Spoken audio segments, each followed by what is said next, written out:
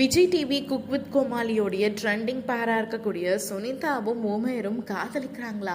என்ன இவங்க இப்படி சொல்றாங்க? அப்போ இவங்க ரிலேஷன்ஷிப்ல இல்லையா அப்படின்னு பல குழப்பத்தை உண்டு பண்ணிருக்கு அவங்களுடைய ரசிகர்களுக்கு.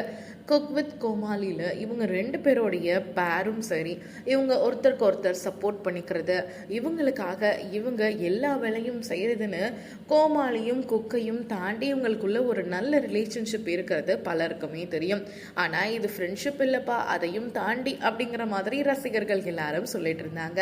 சமீபத்து பேட்டியில உமர் இதை பத்தி கிளாரிபிகேஷன் கொடுக்க முடியுமா அப்படின்னு கேட்ட கேள்விக்கு, நாங்க எதுக்காக கிளாரிபிகேஷன் கொடுக்கணும், எங்க ரெண்டு பேருக்கும் என்ன ரிலேஷன் இருக்கு அப்படிங்கிறது தெரியும், நாங்க ரெண்டு பேரும் நல்ல நண்பர்களாக தான் இருக்கோம், 20 மணி நேரம் ஒரே இடத்துல வேலை பார்க்க போறோம், எனக்காக அவங்க சப்போர்ட் பண்றாங்க, என்னை அண்டர்ஸ்டாண்ட் பண்ணிக்கிறாங்க, ஸோ ஒரே மாதிரியான ஸ்க்ரீனை நாங்கள் ஷேர் பண்ணிக்க போறோம் அப்படிங்கிறப்போ எங்களுக்குள்ள ஒரு நல்ல அண்டர்ஸ்டாண்டிங் இருக்கு, நல்ல குட் பாண்ட் இருக்கு, இதுதான் சொல்ல முடியும் அப்படிங்கிற மாதிரி உமர் சொல்லியிருக்காரு.